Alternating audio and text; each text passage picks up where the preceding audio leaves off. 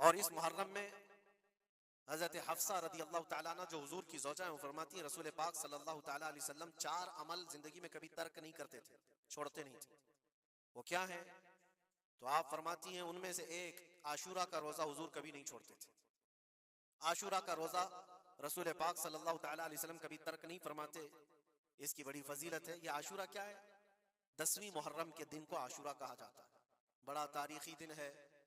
और बल्कि अल्लाह के नबी सल्लल्लाहु अलैहि वसल्लम ने यह भी फरमाया कयामत भी इसी दिन को आने वाली है। 10 मुहर्रमुल हराम होगी और जुमा का दिन ही होगा, जिस दिन सूर फूंका जाएगा और पूरी दुनिया फना कर दी जाएगी और क़यामत का मंजर कायम हो जाएगा। आशूरा का दिन आता है तो ऐ मोमिनो, सब के सब अल्लाह की बारगाह में दौड़ आ जाओ, इबादत के लिए लग जाओ। और उस दिन ये याद करना चाहिए कि यही वो दिन होगा जब हमें बारगाह रब्बुल इज्जत में खड़ा किया जाएगा। अव्वलीन से लेकर आखिरीन तक जितने भी पैदा हुए इस रोए जमीन पर सबको उठाया जाएगा, हिसाब व किताब होगा। और वो 50,000 साल के बराबर का एक दिन होगा। उस दिन को याद करके आशूरा का एहतमाम करना जरूरी है। आशूरा में तो वैसी यादगारें बहुत हैं। आदम अलैहिस्सलाम के मुतालिक उनकी तौबा उसी दिन कबूल हुई। नूह अलैहिस्सलाम की कौम पर जो अजाब आया था तूफान का, वो तूफान नूह से कश्ती को जो नजात मिली नूह अलैहिस्सलाम की, वो भी आशूरा का दिन था। सैयदना यूनुस अलैहिस्सलाम को मछली के पेट से बाहर निकाला गया, वो भी आशूरा का दिन था।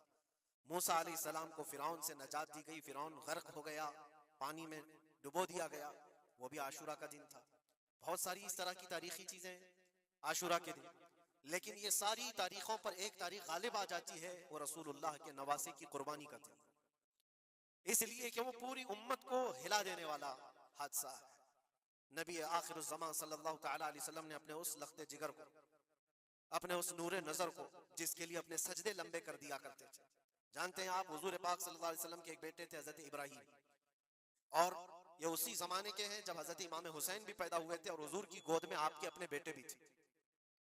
हुजूर सल्लल्लाहु तआला अलैहि वसल्लम के वो एक ही बेटे हैं जो 6 महीने तक जिंदा रहे।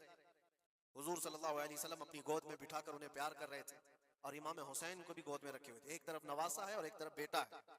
जिब्राइल अमीन ने आकर के अर्ज किया अल्लाह के नबी सल्लल्लाहु अलैहि वसल्लम से, कहा रब तबारक व तआला की मंशा ये है कि इन दोनों में से आप किसी एक ही को रख सकते हैं। अल्लाह के नबी सल्लल्लाहु अलैहि वसल्लम ने इमाम हुसैन पर अपने बेटे को कुर्बान कर दिया। कहा है जिब्राइल हुसैन को रहने दो, इसलिए कि ये मेरी आंखों का भी नूर है और फातिमा की आंखों का भी नूर है। फिर चंद ही दिन के बाद हजरत इब्राहिम का इंतकाल हो गया। आप अंदाजा करें जिस हुसैन आजम के लिए रसूल पाक सल्लल्लाहु अलैहि वसल्लम ने अपने बेटे को कुर्बान किया,